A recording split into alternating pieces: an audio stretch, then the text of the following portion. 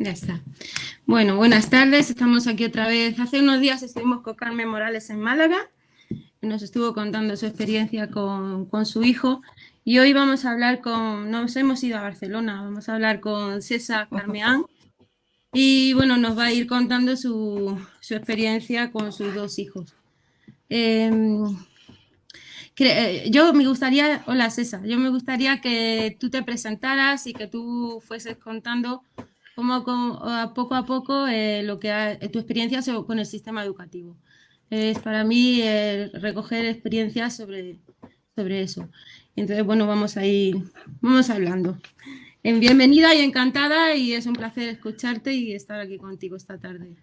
Muchas gracias, Belén. El placer es mío realmente porque me gusta mucho ver cómo en diferentes partes de España se está moviendo el tema de la inclusión, que es muy necesaria, y creo que es muy necesario unir fuerzas para luchar por una situación que creo que está cronificada y como digo yo en catalán, es arrelada, es enraizada en castellano.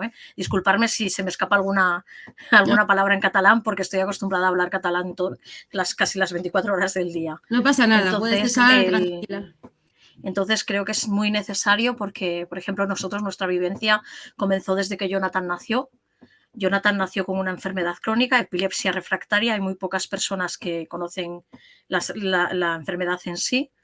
Y esta enfermedad, con las convulsiones, pues le ha hecho unas derivaciones y unas patologías que tiene diariamente, ¿vale? Entonces nuestra odisea ya comenzó desde la guardería, desde el sistema educativo de guardería, porque como cualquier familia necesitamos trabajar para mantener, ¿no?, nuestras casas, nuestra comida, y sobre todo cuando tenemos un hijo con una enfermedad todavía es mucho más difícil porque hay unas medicaciones, hay unos médicos, hay unos viajes, hay unos ciertos gastos que se suman a lo que ya vivimos, ¿no? Entonces cuando empezamos en la guardería, lo que nos encontramos fue que nuestro hijo daba miedo, siempre ha dado mucho miedo. No entendemos el porqué de que dé tanto miedo. Creemos que es la falta de formación constante y el desconocimiento hacia esta enfermedad. Y por encima de todo esto se le suma que si mientras él está iba haciendo, físicamente es una persona de aquellas que se le ve bien. Entonces, todavía es más difícil porque queda como invisibilizado, ¿no?, la patología y lo que sufre. Entonces, cuando tú tienes un niño en un aula que te está convulsionando diariamente y que te está convulsionando varias veces y no tiene la persona la voluntad y tampoco los recursos para atenderlo, porque creo que es muy necesario el tema de voluntad, sobre todo.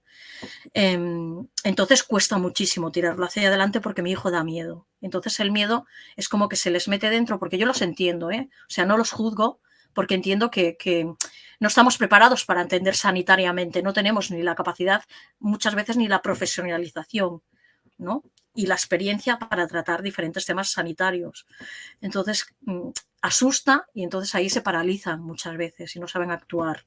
Entonces, claro, es un conjunto, porque nosotros lo que nos hemos encontrado a lo largo de este sistema educativo de 18 años que llevamos ya, no es solo la falta de la voluntad y la falta también de recursos, sino también esas adaptaciones curriculares, ¿no? Porque pensar que un crío o un adolescente, infante o adolescente que está dentro de un aula y te tiene una convulsión y eso procede a una pérdida de consciencia y que está inactivo durante horas, pierde un tiempo lectivo y un tiempo de su día a día, con lo cual también influye académicamente, ¿no? Entonces nos ha costado muchísimo ese plan individualizado para que entendieran que no se trataba solo de hacer un recorte de enseñanza, sino que era darle aquello que él se perdía cuando tenía aquella convulsión, o sea, darle esa temática que estaban haciendo, a ayudarlo para que se pusiera al nivel que necesitaba o que había perdido, ¿no? Entonces esto nos ha costado muchísimo, años de que llegaran a entender y hacer esta cohesión. Lo que nos encontramos fue que desde la guardería hemos hecho diferentes cambios de centros educativos, porque llega un punto que cuando ves que no hay voluntad, cuando ves que el Departamento de Educación no ayuda, que no te ayuda el ayuntamiento, que no te ayudan desde el centro educativo, que ya se vuelve una relación que es más una pelea constante, que ya no es una relación comunicativa, sino que es una pelea, Entonces ahí llega un punto que dices, lucho, pero luchar contra una pared a veces cuesta mucho si la pared no se destruye, ¿no? No se derriba. Entonces ahí tienes que tomar una decisión, porque lo que está en juego, a nuestro punto de vista, con nuestros hijos, con los niños que son como Jonathan, ¿no? Que tienen una enfermedad crónica y que eso le suma unas ciertas situaciones, es que se les queda la vida. O sea, estamos hablando de una situación vital. No estamos hablando solo de académicamente, sino que estamos hablando de una situación vital. Y eso pues nos dificulta mucho la vivencia, ¿no? La situación.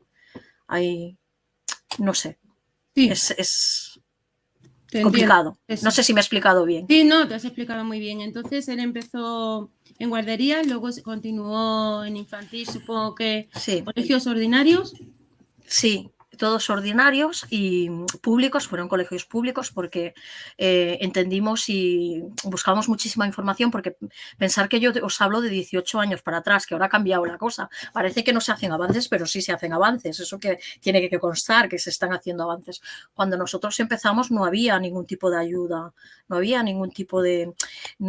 él no ha tenido durante toda su etapa lo que es la etapa obligatoria, la etapa tanto de guardería como de primaria y secundaria, no ha tenido ningún tipo de recurso al lado. Ya. O sea, el único... ¿Nunca habéis tenido ayuda No, por parte un cuidador que estuviera al lado de él, no. El único cuidador que ha tenido Jonathan, que quiero contar la historia para que se entienda muy bien, porque es muy difícil, he sido yo. El recurso de Jonathan ha sido su propia madre. Entonces creo que esto es doblemente grave, porque realmente es como que afecta, la palabra es que afecta a toda la idiosincrasia familiar, o sea, que afecta a todo el núcleo familiar. Entonces el problema es que Jonathan, cuando empezó a convulsionar, y que tú no puedes evitar una convulsión porque no hay un predominio horario. Yo no te puedo decir, para que se entienda, a mi hijo le va a dar una crisis ahora, no te lo puedo decir, o le va a dar una crisis dentro de media hora, porque no es predecible. Entonces, cada vez que Jonathan, desde que entró en los centros educativos, tenía una crisis, lo que hacían era llamar a la ambulancia, llamar a los Mossos de Escuadra, a la policía y a mí. Imaginaros. a la policía, Sí, ¿por qué es esa? ¿Por qué? porque no lo he entendido nunca. Ha habido momentos que realmente no he entendido, y he vivido situaciones muy dolorosas durante este trayecto educativo como madre que no puedo explicar, que para mí no hay una respuesta. O sea, no, por mucho que intentaras luego preguntar, no te daban una respuesta. Creo que la relación se vuelve, como te digo yo, como una pared que cuesta muchísimo, porque tú lo que estás defendiendo es un derecho de tu hijo. O sea, mi hijo tiene derecho a la educación, igual que otra persona. Entonces, cuando la situación les queda muy grande, porque es una situación que les queda muy grande, porque no hay una formación, porque no hay algo planificado ¿no? y escrito en el papel. Cuando Jonathan empezó no había nada así. Era muy, muy difícil, ¿no? Entonces, claro, según otras casuísticas, que a mí no me agradan, no me gusta poner etiquetas, nunca me ha gustado, sí que hay algo que está escrito, ¿no? Si había un niño, por ejemplo, en la misma clase cuando él estaba haciendo primaria, había otro niño que tenía otra patología que sí tenía un recurso de una celadora dentro ayudándole, pero Jonathan no. Entonces, eso sumado a que a veces hay muchos niños que realmente, yo no sé cómo decirlo, porque los niños son niños y que tienen cierta crueldad a veces, ¿vale? Pues esa sumada a la crueldad, pues hicieron una vivencia insostenible, la palabra es esta. Una vivencia toda la primaria muy difícil, muy difícil. De hecho, llegó un punto que pensamos que lo mejor era buscarle calidad educativa. Es muy fuerte lo que digo, ¿eh? Una búsqueda de calidad educativa. Jonathan, después de unas vivencias que tuvo en el centro de primaria, de una broma vulgar, porque lo voy a decir así, de 5 alumnos en tercero de primaria, que lo encerraron en un cuarto donde tenían todo el material de educación física, le dio una crisis muy, muy, muy, muy, muy fuerte, porque imaginaros que exponer a un niño que tiene una epilepsia o a un adulto con epilepsia, todo el mundo te dirá que el estado emocional y el estado climático les influye muchísimo, entre otras cosas. Entonces, si tú a un niño lo pones estresado, lógicamente le va a dar una convulsión. O sea, entre otros factores, o sea, tiene que tener un sueño adecuado, etcétera, etcétera. Ese es un mundo que se tiene que conocer, ¿no? Entonces, si él lleva un sueño adecuado, una calidad de vida lo medianamente posible adecuada, su medicación, sus visitas médicas, intentas que haga una vida lo más normalizada posible, que es lo que quieres. Cuando te encuentras con esta situación y en ese momento a mí nadie me llamó de la escuela para decirme que había convulsionado, sino que yo llegué a las 4:30 y me encuentro como un montón de madres dentro de la escuela con las manos en la cabeza y entro y se me sale la cuidadora del otro niño diciéndome que tengo que entrar, que mi hijo está mal. Pero siempre te avisaban y esa vez Y no te ese día no, avisaron. no, ese día no me avisaron porque había pasado algo grave. Entonces yo entré y me encontré a mi hijo extendido en el suelo, sin conciencia. Y cuando mi hijo volvió en sí, porque tardó mucho rato, mi hijo estaba como nervioso, sudado, y me repetía una otra vez que no quería volver a la escuela. No quiero volver a la escuela, no quiero volver a la escuela. Entonces yo le decía, pero ¿qué te pasa? ¿Qué ha pasado? ¿Qué ha pasado? Y entonces era la hora de educación física además. Y el profesor no me lo quería explicar. Digo, ¿pero qué le ha pasado? Dice, es que le ha dado una crisis de ansiedad. Digo, disculpa, digo, ¿usted sabe la patología que tiene este niño? ¿Por qué no han llamado a la ambulancia, como hacen siempre? ¿Por qué no se me ha llamado para tratarlo? Se le ha puesto la medicación, porque tiene una medicación de auxilio, que en ese momento era este Stesolit rectal, que se ponía, ya sabéis, más o Sí, menos. lo conozco. ¿Vale? Y entonces, claro, cuando la crisis pasaba del minuto, dentro de la gravedad que él tiene, se le pone al minuto en esa época, porque normalmente es a los 5 minutos, pero los médicos consideraron que dentro de la patología y de cómo estaba evolucionando su epilepsia, requería de ponerle el Stesolita al minuto de empezar la crisis. Entonces, no le habían aplicado ni el protocolo, no le habían aplicado absolutamente nada. Y entonces yo me enfadé muchísimo con el maestro en ese momento. Mi hijo salió fuera porque por suerte tenía ayuda en ese momento de otra persona que estaba ese día allí por casualidades de la vida. Y se queda con mi hijo y con mi hija, porque tengo otra hija más pequeña, y entonces yo me quedo hablando con el maestro. Y entonces le digo, ¿pero qué ha pasado? Y entonces el maestro no me lo decía. Vuelvo a salir fuera, porque mi hijo estaba fuera con la persona que os digo, le vuelvo a preguntar, y entonces Jonathan es cuando me explica que lo han encerrado en un cuarto, que eran 4 o 5 niños que se estaban riendo y que él pedía que le abrieran la puerta y que no le abrían la puerta. Y entonces que se le reían al otro lado. Y entonces eso marcó un antes y después en su enfermedad. Yo entré dentro y, como comprenderéis, lo que le llegué a decir a ese profesor, yo le dije, lo que no llevo luchando tantos años de mi vida hasta esa edad que tienen esos niños en tercero de primaria, como para que ahora mi hijo se quede aquí por una crisis, porque estamos hablando de una situación vital. El profesor bajaba la cabeza y me pedía perdón, pero creo que pedirte perdón después de que ha pasado eso, no sé, como entenderéis, es muy duro. No es que te sirva o no te sirva, yo te entiendo, pero te has equivocado. Y cuando le pregunté qué hacía él, dónde estaba, me dijo que claro, que como era el secretario del centro, se había ido un momento porque tenía que agilizar un papeleo y los había dejado solos a unos niños de tercero de primaria. Con lo cual, pues no sé qué explicar, ¿no? Y vivencias como estas. Pues, y a partir de ahí, ¿qué pasó, César? ¿Te cambiaste desde...? No, a partir de... No, ya habíamos cambiado, ese era otro centro que era más pequeñito. El cole nuevo. Ese era el segundo centro que estaba de educación primaria, porque nos cambiamos a vivir a una casa, porque Jonathan, donde vivíamos, y es real, teníamos unos vecinos que eran bastante ruidosos. Es que es muy complicado vivir la situación. Entonces el ruido, como él, si estaba durmiendo, se le despertaba bruscamente, le podía dar una crisis, o sea, un susto. Le podía provocar esa crisis, ¿no? Y entonces, pues buscamos algo más tranquilo y encontramos una casa. Entonces, el colegio estaba al lado de casa. Era cruzar un parque infantil y él estaba al lado allí, ¿no? Y vimos que era la posibilidad para avanzar un poquito más, ¿no? De tenerlo más cerca, porque es muy complicado pensar que cuando tú tienes a tu hijo en tu centro y te están llamando a cualquier hora del día y te están diciendo, ven, que tu hijo ha convulsionado, y del centro te queda a X kilómetros o a X manzanas o como le quieras llamar, y tú no tienes coche, Y ni no, tienes carnet. no puedes ni trabajar ni Y nada. no, tienes que 24 horas pendiente. Entonces se te complica mucho porque tú sales corriendo de tu casa sin saber lo que te vas a encontrar.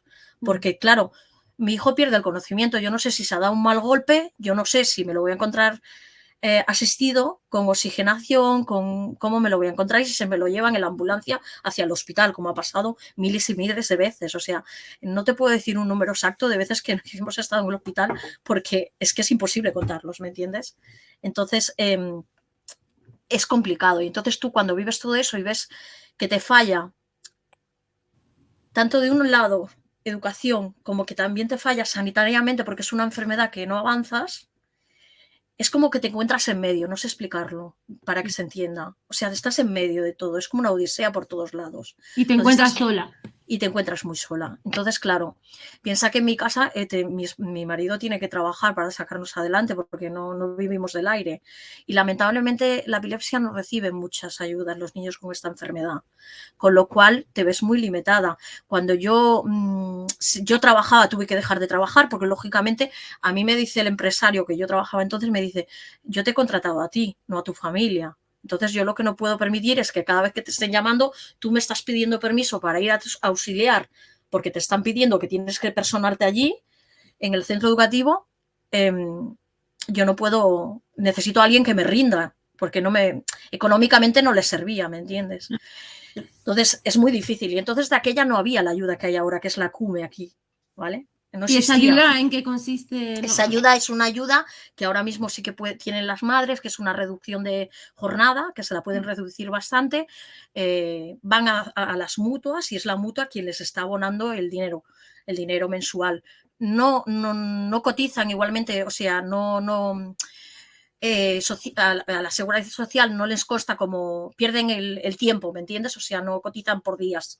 O sea, pierden la cotización diaria, pero sí cobran un salario. Es como lo Entonces, de cuidador no sí, profesional, ¿no? César, creo sí, que es esto, parecido. sí, es parecido, pero no, es diferente, porque eso sería como la dependencia aquí, ¿vale? El cuidador no profesional. Pero es una ayuda que es la CUME, que entonces se pueden hacer esto y pueden hacer media jornada, yo no sé, la pueden adaptar a lo que cada familia necesite y entonces va hasta cierta edad del menor, ¿no? A no ser que puedas demostrar que es como lo nuestro, ¿no? Una enfermedad crónica que es constante y tal, y bueno, que cuesta mucho porque todo se ha de luchar. Yo estoy muy contenta porque las luchas que se iniciaron sirvieron para que al menos ahora las madres tengan esta prestación, que yo no la tenía. Entonces, en cuarto de primaria, esto pasa en tercero de primaria, lo que te he explicado, creo, quiero recordar porque piensa que son muchos años atrás, ¿vale? Tercero o cuarto de primaria es muy difícil y en quinto de primaria el centro educativo toma la decisión, el director, de que mi hijo no puede estar más dentro del centro educativo y me lo envía a estudiar a casa. Oh, madre mía, casi. ¿Vale? Entonces yo me quedo, luché lo habido por haber, moví cielo y tierra. Creo que es una espina que llevaré toda mi vida, aún me emociono pensarlo, porque creo que todas pensamos que tenemos esa carga, ¿no? Nosotras mismas que pensamos que nunca hacemos lo suficiente, ¿no? Y no conseguí que mi hijo se mantuviera en el... se mantuviera en el aula. Y eso nos hizo un cambio de vida muy grande, muy, muy grande. Y se fue a casa, César. Y se fue a casa. Y entonces ahí fue como, de golpe y porrazo te encuentras que te ponen un profesor, que me duele, es algo que no... Te ponen un profesor, te reducen la jornada lectiva a 6 horas semanales. Imaginaros lo que es eso. Como madre te surgen 20.000 dudas porque dices... ¿Perdonas esas 6 horas semanales? 6 horas semanales entonces. Ahora 6 horas semanales y media hora de trabajo semanal con el centro educativo, ¿vale? Y entonces ellos eligen el horario. Esta es nuestra vivencia. Ellos eligen el horario. Tú tienes que abrir la puerta de tu casa, tu vida, tu intimidad, todo. Por encima te obligaban a contratar un servicio de psicología, psiquiatría para que vinieran a ver al niño. O sea, era una especie de todo, psicología, psiquiatría, ¿vale? Que te obligan, porque era la ley entonces. Lo pagas tú, no lo paga el Estado, no te lo paga nadie. Y también vienen a tu casa. Todo el mundo viene a tu casa, ¿vale? Entonces tú tienes que abrir las puertas de tu casa, tienes que tenerles una zona para ellos que puedan trabajar. Tú no puedes entrar en esa zona porque entonces les molestarías. Te piden que tengas un ordenador, que tengas una pizarra, que tengas X cosas que tú dices, perdonarme, pero ya esto es lo más, ¿vale? Y entonces, luchando, lo único que conseguimos fue que el ordenador nos lo proporcionara la Generalitat, ¿vale? Entonces, nos cambia la vida radicalmente. O sea, tú tampoco puedes irte a trabajar ni nada porque te obligan que tienes que estar allí, porque ellos no van a hacer de médicos de tu hijo ni nada. O sea, siempre tiene que haber alguna persona adulta mientras ellos están allí con el niño y te condiciona la vida entera. Te cambia todo, pero no... Habrá familias, perdona, César, que te corte. Es que es muy fuerte lo que estás contando. Sí, Habrá sí. familias que económicamente no puedan permitirse eso. Es que nosotros... lo de comprar un ordenador o lo de No, es que nosotros no nos lo podíamos permitir. Pero es que no nos quedó más remedio. Es que no había otra opción. ¿Cómo te pueden obligar Es que no había otra opción. Es que era como... Era todo tan frío. Era todo, Belén, tan... es que lo sigo recordando y... Se ha ido. ¿Sabes? De la nube. ¿Me explico? Sí, perdona, que se me había ido, no te oía, no te escuchaba. Vale, pues para mí esa etapa la viví como estar en una nube. ¿Sabes? Sí. El que está en una nube y no está aterrizado en el suelo, que no está centrado. Era como vivir en una nube y decir, pero ¿es posible todo esto? ¿Pero realmente la sociedad es así de cruel? Y sumado a todo eso, nos encontramos que perdió todo el contacto con sus compañeros. O sea, no hacía ni una conexión, ni una fotografía. Mira, le dimos ni una un de cumpleaños, recursos, ni nada, ni un cumpleaños. No, eso ya nunca, desde pequeño, eso ya nunca, porque tengo para contar historias de mil y unas, pero es que es agobiante, es algo como decir, es que mi lucha era esa, que hubiera tanto conexión con los otros niños como que tuviera la oportunidad de volver a estar en el aula. Para mí era importantísimo porque Jonathan llegó un momento en su vida que todo era tan duro. Imagínate que yo, para que siguiera tuviendo conexión con esos otros alumnos que había crecido desde pequeñito, ¿vale? Con ellos lo llevaba al parque y nos encontrábamos que los niños se iban. Jonathan subía al columpio y estaban allí, los niños se iban a otro lado. Jonathan subía unas rampas que había en ese parque, que eran unas rampas como de patinetes y tal, ¿no? Los niños iban para otro lado. Íbamos por la calle y los niños cruzaban de acera, los padres con los niños. Y tú decías, ¿pero qué he hecho? ¿En qué nos hemos equivocado? Imaginaos. Y os hablo de años para atrás. O sea, entonces llegó un momento que Jonathan le quedó la situación enormemente muy grande y empezó a intentar suicidarse. Y eso es algo que...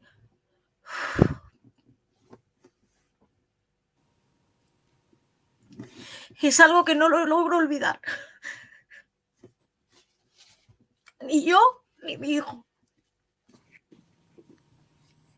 Y recuerdo ir Y recuerdo en aquel momento, bueno, yo necesité psicólogo, necesité psiquiatra, os podéis imaginar. No solo mi hijo, sino yo. Y bueno, salimos adelante, pero es algo que sigue doliendo. Sigo doliendo. No voy a decir que no duele porque duele mucho. Y entonces te planteas todo en la vida. Y llegó un punto que hacía daño. Vivir en ese pueblo hacía daño. Hacía mucho daño. Y entonces decidimos que teníamos que irnos y darle calidad educativa. Por eso te dije que buscábamos calidad educativa. Y entonces estuve buscando 8 meses de mi vida por toda Cataluña un centro educativo que quisiera a mi hijo en el aula. Y encontré uno en Barcelona. Pero fue muy duro sentir cada explicación que daba cada centro educativo. Mira, le escribí al presidente del gobierno, escribí a las televisiones, escribía al ayuntamiento, escribía al Departamento de Educación de la Diputación de Lleida, escribía a todas partes, no había manera. O sea, era como no sé, es una experiencia que creo que por muchos años que pase, no se puede olvidar. No. No se puede olvidar. Y Es entonces como decir, perdón. sí, dime, Belén. No, es que el otro día hablando con Carmen Morales, esa, me decía, es que es algo que discriminen a tu hijo ya no es del alma ni es del corazón, es algo más profundo, es más Sí, doloroso todavía sí. que eso. Es que es como, yo tengo la asociación, yo como madre siempre voy más allá. Y siempre he dialogado. Mira, llegué aquí en aquellos tiempos no había, perdonarme, pero me emociono, es imposible no emocionarse, porque No me te emociono preocupes. porque son vivencias muy duras y, y las llevas ahí, ¿eh? Y siempre las cuento y me pongo igual siempre que las cuento porque no, las vivo, es como que recuerdo aquellos momentos, piensa que para continuar adelante como madre he tenido que poner como una especie de muro para que no me duela, para no sentir, ¿sabes? Para no sentir. Y entonces era como que no sabía qué hacer más. Llegué incluso a contactar con la Asociación Alce Valenciana, porque aquí no había de aquellas asociaciones de epilepsia, había una de adultos que se estaba como creando en Badalona, pero de niños no. Ahora sí, ahora está Mar de Somni, hay una serie, pero de aquella no. Y entonces contacté con ellos y entonces incluso se ofrecieron a viajar desde Valencia hacia los centros educativos para enseñarle. Cuando yo hablé con los directores de los centros educativos, tanto el primero como el segundo en primaria, se negaron. Ya estamos suficientemente preparados. Nunca han estado preparados, nunca, nunca. Porque si no, no hubiésemos vivido todo lo que hemos vivido. Y luego después era muy fuerte porque cuando ya pasó todo, y la vivencia que te digo, que te he dicho antes, que te refiero, que estoy como, siempre me siento en medio, es porque cuando íbamos al neurólogo, cuando una vez ya el niño me lo dejan estudiando domiciliariamente, el neurólogo en una consulta me empieza a gritar diciéndome que no he hecho lo suficiente porque mi hijo no tiene que estar en casa. Pero bueno, ¿con qué derecho ¿Me se cree? entiendes? Y entonces yo le dije, pero si ya he llevado los informes que me has hecho, digo, coja usted y llame al director del centro educativo, al departamento y a quien quiera. Y ahí hubo un antes y un después con ese médico también y cambió todo. Y ahí decidimos cambiar la metodología, la lucha, cambiar todo. En vez de ser, porque creo que cuando una madre empieza, y siempre lo he dicho, y empieza con todo eso, piensa que es como cuando recibes un diagnóstico de un hijo, es como un jarro de agua fría por el cuerpo, de agua muy helada. Y te queda todo muy grande porque tienes que aprender, no te queda más. Y sales de allí con el diagnóstico, pero no te dicen todo lo que tienes, no te informan de todo lo que hay, de todo lo que va a pasar, ni de qué puedes tener, ni qué tipo de ayudas, ni por dónde ir, ni educativamente, ni socialmente, ni a nivel de nada. Entonces, es una lucha titánica mía de hace muchos años porque quiero que eso cambie, quiero que una madre cuando reciba un diagnóstico salga con una carpeta con todo empezado. Y sería ideal, y que nos oigan, que salgan con todo, con todo, con todo hacia adelante. No se puede dejar a las familias solas en momentos así. Ni en ese momento ni en ningún momento. Porque es soledad completa, es frialdad, es devastador para una familia. Se debería de activar un servicio que estuviera atendiendo esto únicamente. Y entonces es muy duro. Entonces, no sé cómo decirte, esa etapa pues pasaron muchas cosas, pasaron frases muy duras, frases de preguntas que si mi hijo iba a convulsionar, ¿por qué lo traes? Déjalo una semana en casa a ver si se le pasa. Y yo pensaba, ¿pero qué se le tiene que pasar? Si es así, no se le va a pasar. Eran como puñaladas constantes hasta que lo enviaron a estudiar en casa.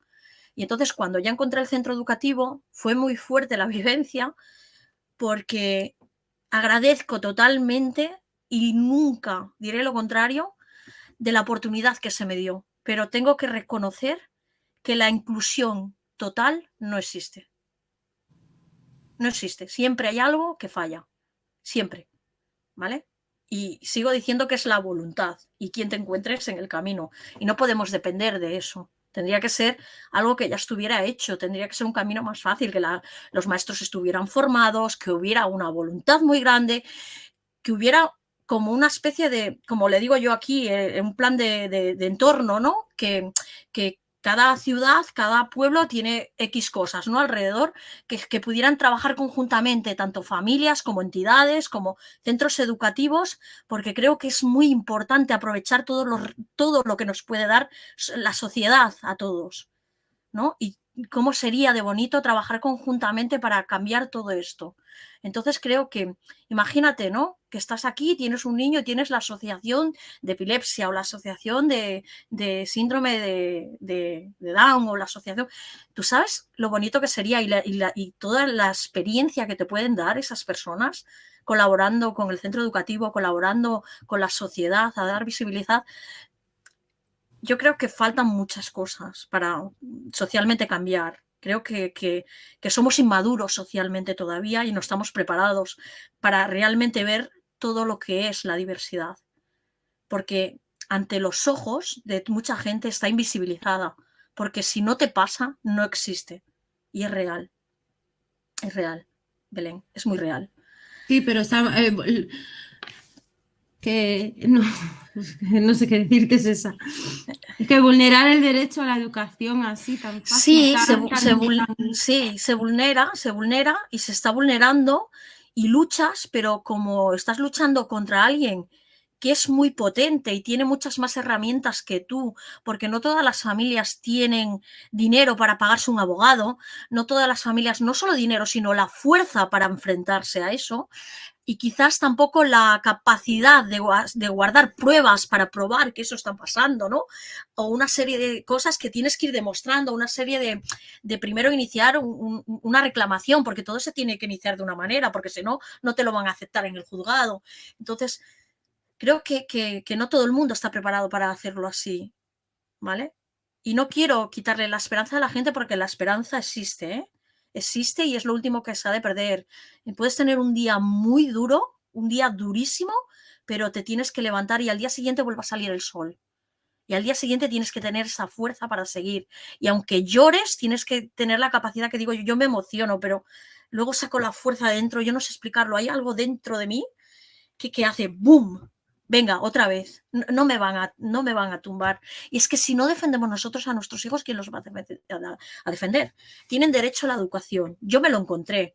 Pensar que cuando yo viajo de Lleida, que yo vivía en Lleida y viajo a Barcelona, a este nuevo centro educativo, lo que me encuentro es que desde noviembre hasta finales de febrero mi hijo está sin educación, porque tienen que tramitar toda la burocracia. Toda la burocracia. Entonces, hecha la situación, porque mi hijo piensa que tenía atención domiciliaria. El primer año, cuando yo me traslado, ellos intentan que siga teniendo atención domiciliaria, pero como yo no quiero, en mi casa se están haciendo obras. Entonces no puedo tener a un maestro en mi casa porque se están haciendo obras, porque puede ser peligroso para el maestro, para el alumno y para la familia, ¿no? Y entonces se ven obligados a tenerlo en el centro educativo con el maestro domiciliario, ¿vale? Lo vamos a decir así. O sea, el maestro que Empieza iba a con el casa, niño. ya. Sí, el maestro que tiene que tener aquí, porque no es el mismo, porque piensa que hay una distancia, y el que traen aquí, que es el primero de la ESO, porque él ya es en primero de la ESO, mira lo que te estoy diciendo. O sea, es una vivencia muy dura porque empezamos primero de la ESO así, con la condición de que yo tenía que estar también en el centro educativo todas las horas que mi hijo estuviera. Exactamente, esa es la ¿En mirada serio? que siempre veo. En serio, en serio. Entonces, desde primero de la ESO, que yo entro en Cataluña, en Barcelona, estoy con mi hijo hasta cuarto de la ESO. Soy la cuidadora de mi hijo oficial dentro del centro educativo con autorización del inspector de zona, del API y del Departamento de Educación. Soy personal autorizado para estar todas las horas que necesite dentro del centro educativo, pero sin cobrar, sin tener una seguridad social, sin tener nada. Nada. O sea, voluntario, totalmente voluntario. ¿O obligatorio? ¿Es Obligatorio, lógicamente, exactamente, obligatorio? obligatorio, porque les daba mucho miedo, claro. Entonces, yo no sé qué explicar, no sé cómo después de estar 4 años en esa situación, porque fueron casi 4 años, exceptuando el mes de septiembre, octubre y noviembre, que fue cuando estaba en el otro centro educativo y domiciliario en Lleida, pensar que estar 3 años y pico, 4 años casi, dentro de un centro educativo cuesta mucho, o sea, te cambia todo Ahí es cuando ves todo. y lo ves todo. Tengo la suerte o la desgracia, yo no sé cómo decirlo muchas veces, de haber vivido unas vivencias muy grandes. Y eso me ha empapado muchísimo para saber qué está pasando, cómo está pasando y qué es necesario cambiar. Y qué es necesario cambiar en el sistema educativo y qué es lo que falla y lo que está fallando. Se tiene que cambiar todo, se tiene que cambiar a nivel social, se tiene que cambiar esa voluntad. No todos los maestros están dispuestos a atender a niños con diferentes situaciones. No todos los maestros quieren cambiar X maneras de hacer porque no les conviene, porque ellos ya lo tienen fácil. Es un poco egoísta, ¿no? Porque se supone que quien tienes que mirar es el alumno, ¿no? Entonces, ¿cómo cambias eso? ¿Cómo cambias eso? Has de hacer un cambio, un chip, ¿no? Les has de hacer un clic que les cambie esa perspectiva. Entonces, yo descubrí que hablando mucho y trabajando con ellos, implicando muchísimo a las familias, cambiaba, cambiaba, cambiaba mucho. Y entonces, claro, piensa que durante 4 años de mi vida he estado allí trabajando como una más. Cuando no hacía de secretaria, hacía de conserje, cuando no hacía de conserje, hacía de no sé qué, pero a los ojos de los demás no se podía decir. Pero estaba allí, de voluntaria. Un voluntariado. Mi vida ha sido un voluntariado entero, pero sin recompensa. O sea, no he tenido un gracias, no he tenido ni te invito a un café, no he tenido nada. Empecé en una sala de maestros que me sentía mal porque yo no tenía por qué oír lo que hablaban. Se lo dije a la directora, me cambió a una sala que en teoría era la del AFA y tuve que entrar dentro del AFA. Fue algo que ¿Qué, también se me qué- pidió. perdona, César, ¿qué es el AFA? El Es la AMPA, asociación de sí, como el sí. AMPA. Sí, no, es lo mismo. Lo que pasa es que le han cambiado las siglas ahora para Ah, encabir vale, vale. para que todas las familias se sientan identificadas, porque es asociación de familias de alumnos. Ya no es asociación de padres alumnos ni asociación de madres y padres de Ah, alumnos, vale, porque vale, las vale. familias son diversas y entonces para no excluir a nadie han vuelto a cambiar las siglas, ¿vale? Entonces, a mí no me importaba porque yo ya tenía una carrera de haber estado en AFAS desde que mi hijo estaba en la guardería. O AMPAS o APAS, como le llamáis. No me cambiaba la vida, no me cambiaba la perspectiva y pienso que es algo que se tiene que trabajar muchísimo porque es la manera que las familias tenemos de luchar contra esos cambios, ¿no? Dentro de los centros educativos y además recomiendo que todas esas asociaciones tengan una comisión de inclusividad, ¿eh? Lo recomiendo muchísimo porque cambia muchísimo todo. Hacen una labor muy importante. Sí, Pueden sí. hacer. Entonces, claro, yo pienso que yo hice un cambio muy grande de cuando yo ya estaba con mi hijo así, ya vi una perspectiva que ya no podía ser por Jonathan solo, que ya tenía que ser por todos. Yo concibo la educación como que los alumnos tienen que tener todo lo que necesiten en el momento que lo necesiten. Y da igual su casuística, pero todos necesitan tener el derecho a la educación con todo lo que requieran, ya sea a nivel de voluntad, ya sea a nivel recursos, ya sea a nivel de lo que sea, del edificio, del material, de lo que sea. Entonces, yo empecé una lucha titánica hace muchos años con el sistema educativo. Además, siempre se lo digo, cada vez que voy a una reunión se lo digo, yo seré vuestro grano en el culo y así que se queda, ¿eh? Soy el grano en el culo de educación porque creo que en mi vida, cuando encuentras el camino, ¿no? Porque no me queda otra, lo único que quiero es que ninguna familia pase la situación que yo he pasado, que ningún niño sienta lo que mi hijo ha sentido y sigue sintiendo, y que ninguna familia esté nerviosa, inquieta, llorando, preguntándose qué he hecho mal, no he hecho lo suficiente, qué puedo hacer, no sé dónde ir, no quiero eso. Entonces, mi vida cambió. Yo pienso que he estado en AFA, he estado en federación, en la confederación, he hecho muchas cosas, pero cuando empezó la pandemia empecé un proyecto nuevo con muchas familias y creé Revuelta Educativa. Estoy muy contenta de lo que hemos creado, llevamos muy poquito, 2 años. Somos familias al servicio de familias. Qué cosa más bonita. Qué bonito. Familias al servicio de familias. Y es voluntariado igual, pero me siento tan apasionada de este proyecto, no sé explicarlo, me siento tan, ¿sabes qué es cada vez que te llega una familia y ver que recuerdas tu estado del principio, ¿no? Te ves reflejada, verte reflejada en esa familia, ver sus lágrimas, ver su dolor, Es que tengo un problema, Belén, que soy muy empática. Ese es mi problema. Pero eso es bueno, no es un problema. No, es un problema porque lo hago mío, Ya. ¿me entiendes? Y Y entonces te involucras me mucho. involucro. Y hasta que no cambio esa situación, pues no paro. Y entonces, si una familia la puedo ayudar, la ayudo. Y si tengo que estar 3 meses o 6 para ayudarla, pues estamos de 3 a 6 meses ayudando a esa familia. Vas Y entonces, ayudando a seguir los pasos que tienen que ir haciendo. sí.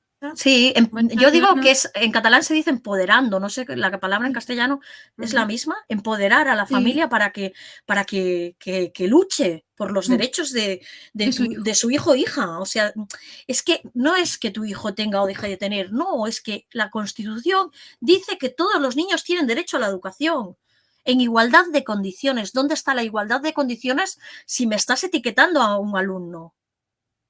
No puede ser. No estás cumpliendo la Constitución. ¿Y sabes qué pasa? Que incumplir la Constitución es gratuito, no pasa nada. No pasa No nada. pasa nada. No pasa nada. El que lo sufre es la familia, el que lo sufre es el alumno y los demás se lavan las manos y vamos pasando los años. Y si hay un profesor que hace algo malo o un director que hace algo malo, se le cambia de centro educativo y aquí borrón y cuenta nueva. Y no pasa nada. Y esto está pasando. Entonces, tenemos que cambiarlo. No puede ser. Y también se tiene que cambiar. Una madre no es el recurso de un crío. Nosotras tenemos derecho como madres, mi hijo tiene derecho a vivir la educación él solo, con su autonomía, tiene derecho a ser autónomo, a aprender a ser autónomo y no estar ligado a mí, no ser una extensión de uno del otro. Tiene ese derecho. Y entonces, cuando mi hijo acaba la ESO, os tengo que decir que, lamentablemente, no es fácil encontrar un centro de posobligatoria para que siga la educación. Esto también está pasando. Encontramos un centro y nos dicen que tengo que estar otra vez en el centro educativo, que no le da el recurso el Departamento de Educación, que ellos tienen la voluntad, que ellos tienen todo, pero que el centro no les da. El centro pide el recurso y el departamento no se lo está dando, y como no se lo da, la profesora, que es enfermera, imaginaros lo que os estoy diciendo, o sea, mi hijo se apunta a hacer auxiliar de enfermería, que es enfermera y está capacitada para atender la casuística de Jonathan, ¿no? Exceptuando que tiene otras cosas. Mi hijo tiene dislexia, disfasia, dislalia, bueno, una serie de cosas más, y trastorno del aprendizaje, que todo eso se lo provoca lo que tiene. O sea, es un cúmulo de cosas que se aunan ahí y que hay que trabajarlo, ¿no? Entonces, Jonathan es un niño, no es porque me caiga la baba, no es porque sea una madre que... Jonathan es brillante, Jonathan da una lección de vida a cualquier persona. Jonathan es luz. Jonathan es luz. Es una luz muy potente que cualquier persona que lo tiene al lado aprende. Yo no sé cómo explicarlo. Aprendes. O sea, se supone que tenemos que enseñarles, pero no. Es que él a mí me enseña.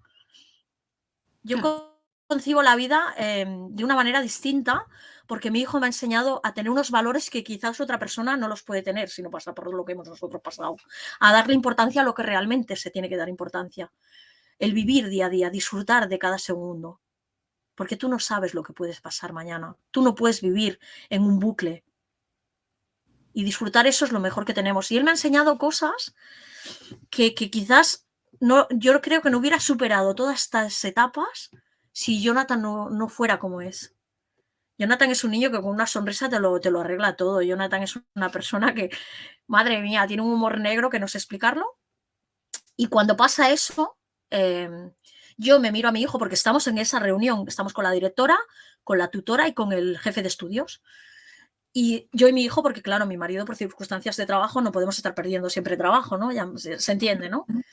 Entonces yo me miro a mi hijo, me mira mi hijo a mí, mi hijo me dice que sí con la cabeza y yo lo digo. Por primera vez en 16 años dije no. Por primera vez. No. ¿Y qué pasó, César? ¿Qué pasó? Pasó que le dije, si tú no consigues el recurso, yo voy a conseguir el recurso.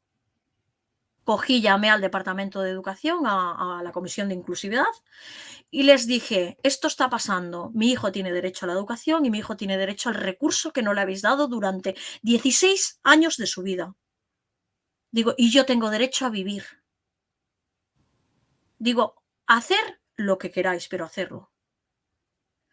Colgué el teléfono, me dijo la persona, que era una persona súper empática, tengo que reconocer, yo me quito el sombrero. Me dijo, César, no te preocupes, porque ya llevábamos un tiempo de hablar con el departamento, porque claro, piensa que es un trabajo de muchos años de abrir puertas y ventanas, derribar muros y de demostrar, ¿no?, muchas cosas que han de cambiar. Entonces me dice, no te preocupes, que mañana te decimos algo, mañana te decimos algo. Yo me esperé hasta el día siguiente, les di ese tiempo que ellos me dijeron, hasta las 2 del mediodía, que se acaba la atención telefónica, porque luego ya salta la musiquita esa de tiene que llamar de tal hora a tal hora, el horario de atención al, ¿no? Y entonces les llamé y le dije a la persona, no voy a decir el nombre, lógicamente, le dije, ¿cómo va el tema? Lo estamos trabajando, mira, os agradezco toda la ayuda que me habéis dado, os agradezco toda la empatía y todas las muestras, pero esto ya no puede ser más. Digo, dile a las personas que lo están tramitando, que lo están mirando, que hasta aquí hemos llegado. Esta misma tarde mi abogado lo presenta judicialmente. Colgué el teléfono inmediatamente. A los 45 minutos de reloj, Belén, 45 minutos de reloj, me llaman y me dicen que mi hijo va a tener el recurso educativo durante la jornada educativa. Fíjate. Si a mí me hubieran dicho que hacer eso me hubiera cambiado la vida, yo ya lo hubiera hecho. Es que lo hubiera hecho, ¿me entiendes qué te quiero decir? O Claro. sea, es que lo hubiera hecho. Y entonces, de golpe y porrazo, te cambia la vida. Ves esperanza al final del túnel. Ves aquella luz, ves a tu hijo feliz. Es difícil porque había que pulir muchas cosas, porque era un nuevo centro. Sí que es verdad que yo he encontrado un lugar que mi hijo está arropado, lleva 3 años con este año y está arropado y es querido. Y además es que es muy fuerte, porque a mí en todas las tutorías que se me han hecho hasta ahora de mi hijo, ahora en la posobligatoria, la etapa de primaria y secundaria, no quiero hablar, porque es lo que os digo, siempre falta algo. Incluso aquí siempre falta pulir algo, ¿eh? Pero sí, en esta etapa me dicen que mi hijo, si no tuviera la enfermedad que tuviera, sería un niño de matrícula. Un niño de matrícula. Un niño de excelencia. Entonces, yo llegó un punto que dije, ¿hasta qué punto sometemos a un alumno? ¿Hasta qué punto no podemos amoldarnos a él y a su idiosincrasia, como digo yo, del tú a tú, ¿no? De mirar el alumno en sí, no el conjunto, no el global, no lo que pide el sistema, no lo que quiere el sistema, sino el alumno en sí. ¿Y por qué no hacemos esto? ¿Y por qué? Y empecé a trabajar y empecé a hablar con ellos y creo que les traspasé esa empatía que tengo con mi vivencia, con hablando y diciéndole, y por qué no, mira, esto le pasa aquello. Y entonces Jonathan tiene una recaída muy fuerte ese año, porque empieza a tener pérdidas de memoria muy grandes. Y ahí nos viene un problema muy grande que todavía no hemos solucionado. Y entonces se le ha de hacer una adaptación curricular muy diferente, ¿vale? Porque empieza a tener crisis cuando le ponen un examen. Y claro, tú ves que tu hijo está mal otra vez, ¿no? Dentro de lo bonito. Y entonces volvimos a luchar con ellos y yo les dije, ¿es necesario evaluarlos con un examen? ¿No hay otra manera de evaluar a un alumno? Y creo que eso les hizo razonar. Y entonces han cambiado todo. Lo han cambiado de tal manera que no hace mucho, y lo digo así, yo me siento orgullosa, que se están pensando cambiar el formato entero para el centro educativo entero. Y yo me siento muy feliz, porque hay esperanza al final del túnel. Hay que cambiar cosas, porque es verdad que seguimos encontrando el maestro que no tiene voluntad, seguimos encontrando aquella persona incrédula que dices, no tenemos nada que demostrar. Tenéis que trabajar el día a día y disfrutar de la enseñanza y disfrutar del tú a tú y esa cohesión. Si trabaja la comunidad educativa completa, si hay ese feedback que digo yo, Departamento de Educación, EAP, que es el Centro de Recursos Pedagógicos, el psicopedagogo del centro escolar. O sea, si hay esa cohesión y la familia y todos trabajamos, se sale adelante. ¿Vale? Y no es la vivencia que viví ni en secundaria, porque en secundaria la directora del centro súper empática, súper dada. Llegó un punto que cuando Jonathan tenía que aprobar, porque estaba aprobando, Jonathan aprobaba sus exámenes. Es verdad que no le ponía las notas que sacaba en el examen porque decía que era injusto para los compañeros. Pero yo decía, ¿qué es injusto? ¿Qué es injusto? Porque Jonathan está haciendo un esfuerzo titánico, porque si Jonathan tiene esto y se está esforzando por aprobar y tú le bajas la nota, estás haciendo que él se desmotive, ¿no? Eso no es justo. Y luego después, cuando ya se acercaba al cuarto de la ESO, que le tenían que dar esa titulación, me acuerdo desde el verano de que acaba tercero de la ESO y que empieza cuarto, una odisea, porque ella quería hacerlo repetir hasta los 18 años, aún habiendo aprobado. Y yo le decía, pero que no tiene lógica lo que me estás diciendo. Y ella me decía, es que ningún centro va a estar tan cuidado como está aquí. Y eso es verídico. Y era una persona empática que me lo quiso dentro del aula, pero aún fallaba, ¿me entiendes qué te quiero decir?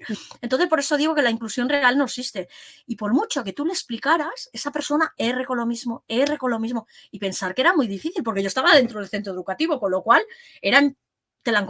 todo el rato, constante. Me la encontraba en las escaleras, discusión. Me la encontraba en el pasillo, discusión por lo mismo. Y hasta el final le dije, mira, digo, te lo voy a decir así de claro. Y que se entere toda la sociedad, si hace falta. Yo como madre, yo no me puedo poner una venda en los ojos. Digo, yo no te puedo decir cómo va a ir la enfermedad de mi hijo. Tenéis que entender que tiene una enfermedad.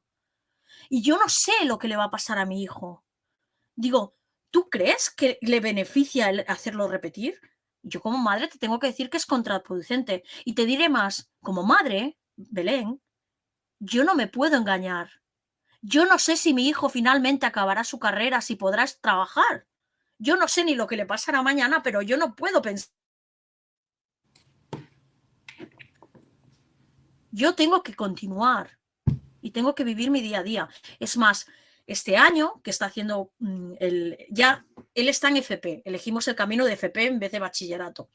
Está en un ciclo superior, está acabando. Si todo va bien, el año que viene veremos si universidad, si no, que creo que está complicado la situación porque Jonathan está muy quemado. Pensar que está muy cansado, muy quemado, porque es una lucha muy grande. Ha tenido que demostrar muchas cosas que nadie le tiene que demostrar eso. Y aparte, Jonathan lucha por la vida. Pensar que es una lucha muy, muy importante. Y aunque pensáis, esta mujer que dice, no, es importante, él sigue teniendo crisis, él sigue tomándose medicación diaria, sigue teniendo días muy duros, sigue teniendo pérdidas de memoria, sigue teniendo una serie de situaciones personales que es una mochila muy grande de llevar. ¿Me entiendes? Y por mucha ayuda que le quieras dar, eso está ahí, no se puede borrar. Entonces, ¿qué pasa? Que este curso escolar, donde nos encontramos la problemática, es que si la gente sabe cómo funciona FP, tienen que hacer una serie de horas prácticas para sacarse la titulación, aparte de las horas lectivas. Entonces, normalmente aquí, dependiendo si tus horas lectivas son por la mañana o por la tarde, tú tienes que hacer las prácticas o por la mañana o por la tarde. Bueno, Jonathan, su horario es de 3 a 8 de la noche este curso. El primer curso era de 3 a 9 y este es de 3 a 8. Por las mañanas tiene que hacer las prácticas todos los críos que van a FP y entonces hacen de 8 a 12 del mediodía, 12 y media. ¿Entendéis, no? Que lo difícil que es. Pero la dificultad no vino aquí. La dificultad vino porque el departamento le pusiera a la persona adecuada al lado también el recurso porque no lo querían en los centros, ¿vale? Sin ese recurso. Tenía que estar una persona porque si Jonathan convulsiona mientras está haciendo la práctica, ¿quién que lo atiende? ¿Me entiendes? Entonces, cuando ya conseguimos el recurso que nos costó meses, el problema que tuvimos, Belén, es que ninguna empresa lo quería para hacer las prácticas. Y ahí es a donde vengo a decir que la sociedad no está preparada. ¿Estamos haciendo un mundo inclusivo y no lo quieren para hacer las prácticas? ¿Estoy hablando con personas que tienen epilepsia en edad adulta y no están trabajando porque los están discriminando? Que alguien nos explique qué sociedad es. Ya no es el sistema educativo que falla, es que falla todo. Y si tú eres político, tendrás que hacer algo para que esto cambie, ¿no? Porque es que no se está respetando el derecho ni de la educación, ni del trabajo, ni de nada. O sea, yo no he tenido una conciliación real, yo no he cotizado a la seguridad social, mi hijo no tiene el sistema educativo como debiera porque no se le está respetando su derecho a educación. O sea, ¿tú sabes cuántos derechos se nos han vulnerado a nuestra familia? ¿Os podéis imaginar por un momento los derechos que se nos han vulnerado constantemente? Y ya no te quiero ni explicar lo que vivo desde que sé que acaba este curso y tenemos que empezar de cero otra vez. Si quiere hacer ese esfuerzo y se decide por empezar a la universidad, porque no sabemos ni si va a entrar, porque Jonathan es un niño que ocupa una plaza de NE, de necesidades educativas especiales, necesita un soporte. Yo no sé si las universidades están preparadas para este tipo de situaciones. Claro, es un camino que tengo que averiguar, no lo sé. Y otra vez más. Otra vez más. Entonces, tengo esperanza, porque lo he vivido, ¿no? Y ahora al final estoy disfrutando de una etapa muy bonita.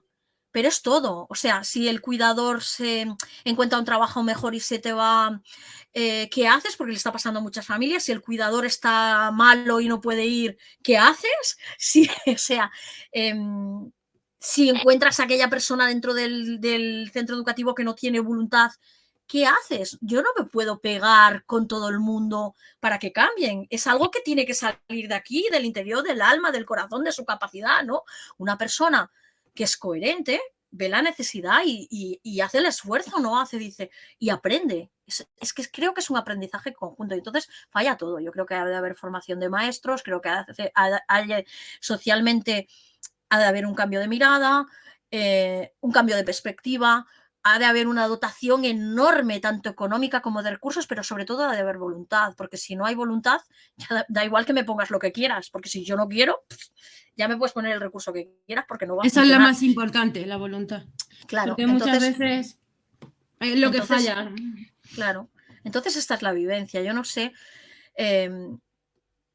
no sé si sirve de algo la experiencia o no, pero creo que vas abriendo puertas, vas abriendo caminos y me recuerdo que mi hijo y yo tuvimos la oportunidad y hemos tenido la oportunidad de dar alguna charla y me recuerdo una en el Hospital del Mar con futuros médicos, que había enfermeros, médicos y estaba la Carmen Cabezas, que ahora es muy conocida porque es la secretaria aquí de salud y entre otras personas. Y nosotros, bueno, explicamos nuestra experiencia con diapositivas, con tal, y Jonathan habló sin diapositivas ni nada. Jonathan traspasó en ese momento, creo que el alma, el corazón y algo más adentro de las personas, porque en ese él se desgarró, él lloró, igual que lloró yo, porque es una vivencia durísima de contar, es muy duro de contar, porque tendría para escribir como 7, 8 o 20 libros o más de la vivencia, ¿no? De 18 para 19 años que llevamos. Pero en ese momento me quedo con lo que pasó y me quedaré siempre con lo que pasó, esa luz que él dice y me empodera esa frase y a mí me sirve para tirar adelante a día de hoy. Mi hijo le preguntó a una enfermera ya jubilada que había asistido allí, que fue la enfermera que creó el programa Salud y Escuela aquí en Cataluña. Le dijo, hicieron un turno de preguntas y nadie se atrevía a preguntar. Yo no sé si por arrojar toda esta historia a la gente, creo que claro, te quedas impactado, ¿no? Y entonces se atrevió esta enfermera y dice, Jonathan, si pudieras pedir un único deseo en la vida, ¿qué pedirías?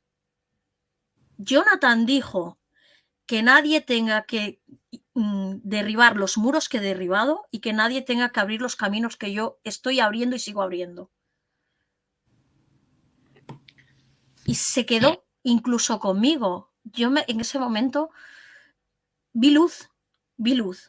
Y a día de hoy sigo diciendo esa frase, que nadie tenga que abrir esos caminos, que nadie tenga que seguir derribando esos muros, que nadie tenga que hacer eso. Y incluso la Carmen Cabezas se quedó pensativa, ¿vale? Me he encontrado mucha gente en el camino que tengo que decir que en el Departamento de Educación tenemos la gran suerte de que a día de hoy hay gente muy empática, gente que está trabajando muchísimo, pero claro, es que cuesta mucho porque hay que cambiar muchas cosas y el sistema está cronificado, ¿me entiendes? Entonces es un trabajo conjunto y es verdad que cada vez que te encuentras una familia que te viene, la ayudas con todo el corazón y más, porque no me gusta ver sufrir a nadie, no me gusta, pero me quedo con eso, me quedo con que todos esos caminos que nosotras vamos abriendo, Belén, todos esos muros que nosotras vamos derribando, bueno, quizás ¿no? Pero los que vienen detrás, qué bonito, Belén, qué bonito. El otro día lo hablaba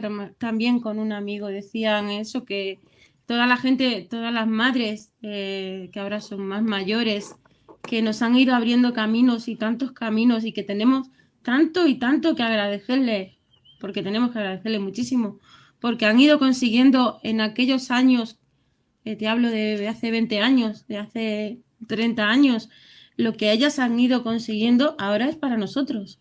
Claro. Y lo que nosotros a lo mejor no vemos en nuestros hijos, los frutos o lo que estamos haciendo, puede servir para todos los Claro, que yo vengan. sí he tenido la suerte de verlo, Belén, Sí, porque he visto como en los colegios que Jonathan ha estado y ha pasado lo que ha pasado en primaria, han cambiado. Y han entrado niños con diferentes casuísticas que ya no han sido tratados iguales, ya han sido tratados mucho mejor. claro. Y en Pero eso secundaria ha sido igual, ¿eh? gracias a vosotros. ¿Me entiendes? Y en secundaria igual. Y que ha habido un cambio de mirada. Piensa que llegó un momento en mi vida que yo creo que nuestra historia de vida impacta, ¿eh? Impacta muchísimo en cualquier persona y la fuerza que tenemos impacta muchísimo, ¿eh?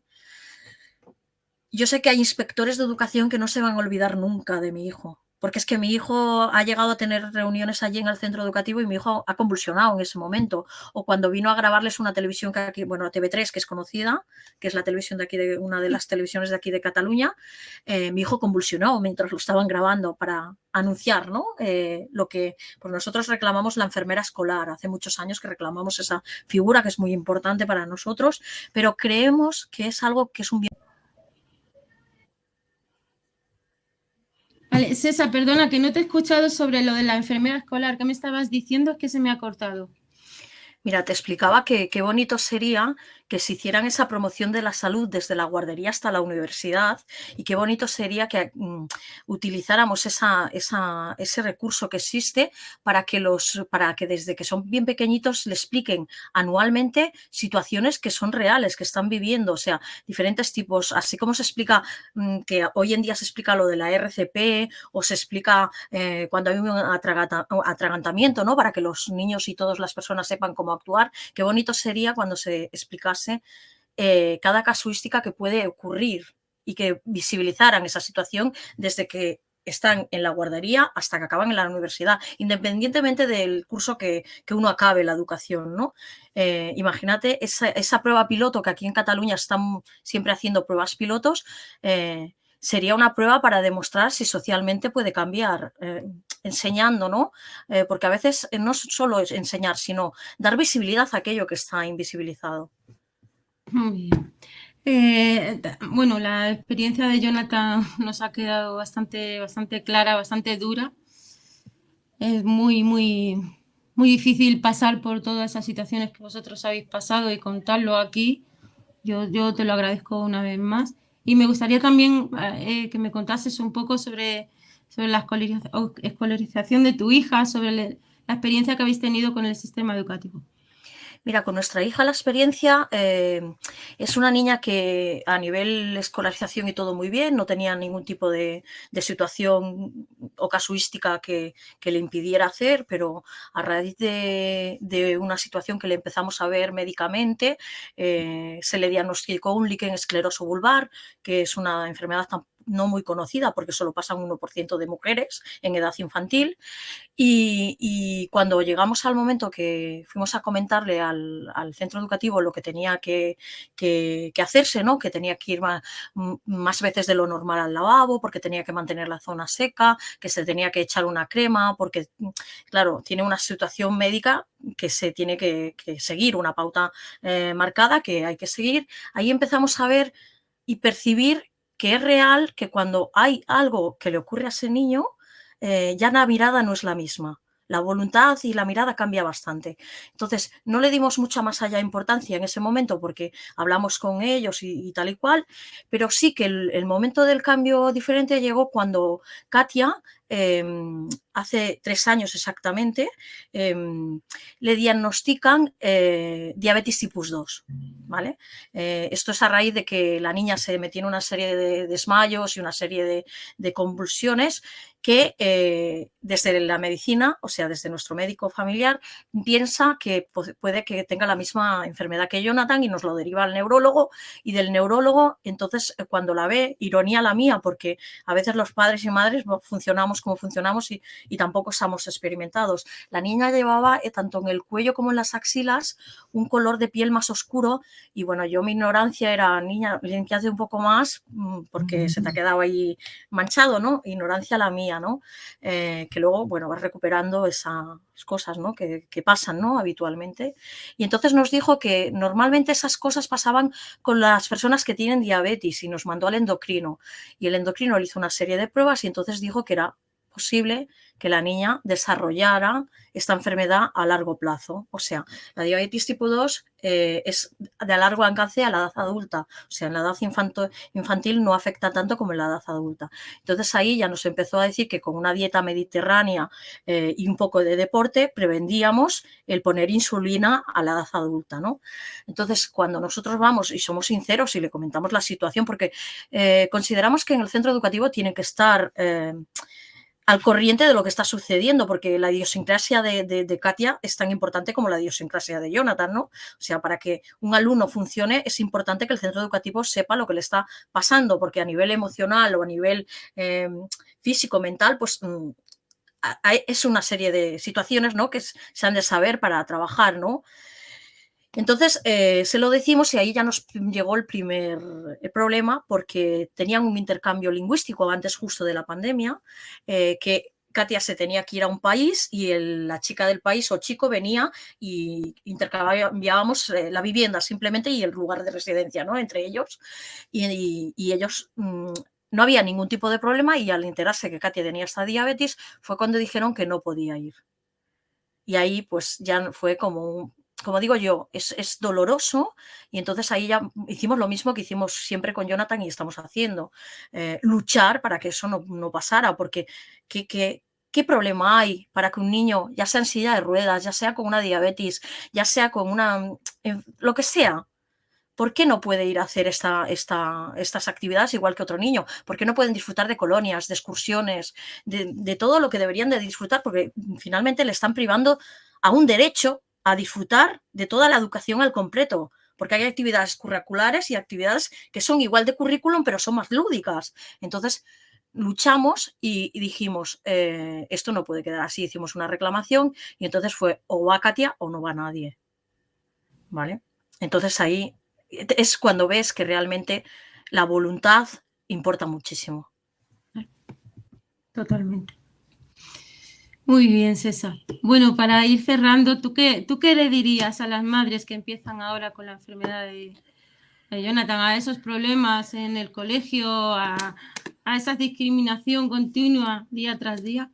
¿Tú qué le dirías a ellas? Mira, lo primero de todo que les diría, que creo que lo tengo clarísimo, es que tengan esperanza, que no pierdan nunca la esperanza y que aunque haya tristeza y haya días muy duros y muy malos, que con el tiempo la perspectiva y la mirada es más apaciguada, que han de ganar mucha paciencia, la paciencia es la base de todo. Y que luchen mucho, que luchen por los derechos de sus hijos y hijas, porque nadie lo va a hacer mejor que ellos.